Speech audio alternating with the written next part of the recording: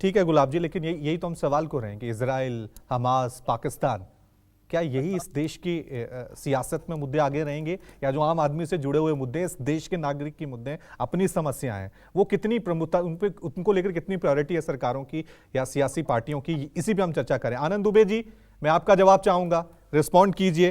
जिस तरह से हम देख रहे हैं कि मराठा को लेकर सियासत हो रही है, ये सुप्रीम कोर्ट का जिक्र किया, सुप्रीम कोर्ट ने साफ मना कर दिया कि भी आरक्षण नहीं दे सकते हैं, और इसको लेकर फिर भी तमाम सियासी पार्टियां जो हैं एक चिंगारी का काम कर रही हैं कि हाँ, जाति पे महाराष्ट्र में एक सियासत होनी चाहिए, कार्ड खेला जा रहा है वहां पे।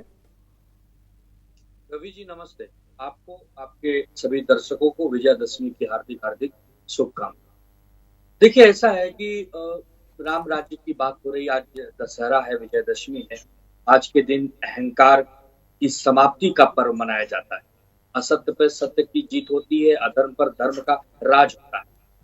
लेकिन जिस प्रकार इन 9 वर्षों में एक राजा को राजधर्म का पालन करना चाहिए था, क्या उस राजा ने राजधर्म का पालन किया? क्या जिस प्रकार आरक्षण की आज बात महाराष्ट्र में चल रही है, आप सबको पता है कि 50% का जो दायरा है वो सीमित क्यों नहीं? केंद्र सरकार, राज्य सरकार, ट्रिपल इंजन की सरकार अपने आप को कहती है, ऑर्डिनेंस लाकर इस 50% को बढ़ा दे।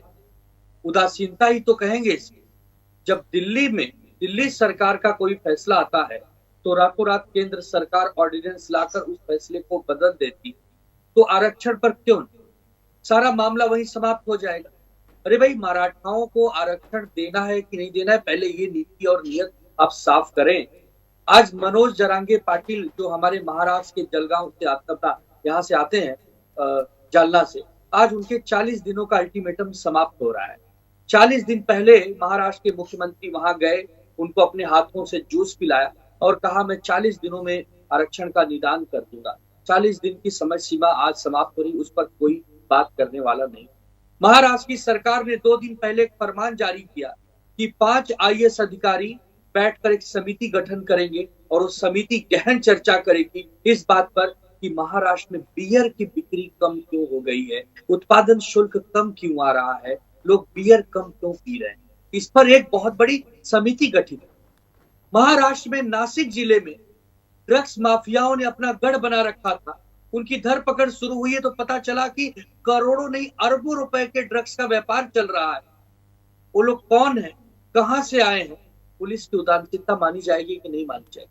बेरोजगारी और महंगाई पर जब आपसे सवाल पूछा जाता है तो आप कहते हैं कि विश्व के पटल पर यह विषय है, हम क्या करें, हमारे हाथ में कुछ। जब आपसे पूछा जाता है कि 1 रुपया और डॉलर के बीच में अंतर क्या है, तो आप कहते हैं कि हम क्या करें, कोरोना के बाद हम तबाह हो गए हैं। अरे भाई, जब हर चीज पर आप विफल हैं, असफल हैं, तब विश्व गुरु बनने का यह ढिंढोरा क्यों पीट? आप कहिए कि हम कोशिश कर रहे हैं, लेकिन क्या करें, विश्व गुरु तो छोड़िए, पता नहीं किस पायदान पे खड़े। ये कहिए, देश आपका स्वागत करेगा। सच बोलना सीखिए। आज के दिन को सत्य के रूप में जाना जाता है। कहिए कि हाँ, हम कोशिश कर रहे हैं, नहीं हो पा रहा है। आनंद जी, लेकिन ये भी तो पूछा जा सकता है, अभी जातीय सर्वे को लेकर बात हो रही है, जब आप सत्ता में थे तो आप भी सर्वे करा देते। नहीं तो क्या करें, जब कोई चीज की मांग उठ रही है, कोई चीज का विषय सामने आ रहा है, तो उस पर बहस होती है, क्रिया प्रतिक्रिया होती है। अब 70 साल पहले क्यों नहीं कर दिए? अब कोई ये कहे कि नहीं, नेहरू जी के समय क्यों नहीं कर दिया गया? अरे भाई, इंदिरा जी के समय में क्यों? जब जिस विषय की मांग उठी है, जब जिसकी जरूरत पड़ी है कि भाई एक समाज का एक बहुत बड़ा वर्ग पिछड़ गया है, जिसको आप कहते हैं कि मुख्य धारा में लाने की कोशिशें पिछले कई वर्षों से चल रही है, वो वंचित रह गया है, तो जरूर उसको ढूंढा जाए कहाँ वंचित रह गया। और इसमें क्या बुराई है? अगर कोई व्यक्ति समाज में अधूरापन महसूस कर रहा है तो उसको पूर्ण रंग भरने की जरूरत होती है। इसीलिए सारे देश के विपक्ष पार्टियां कह रही है, ये पता लगाइए कि कौन पिछड़ा हुआ है, कौन अति पिछड़ा, उसको लाइए ढूंढे। तो उसके लिए जब तक उसको ढूंढेंगे नहीं, वाकई में पिछड़ों और दलितों दलितों की भलाई को लेकर ये काम हो रहा है या फिर सियासत हो रही है?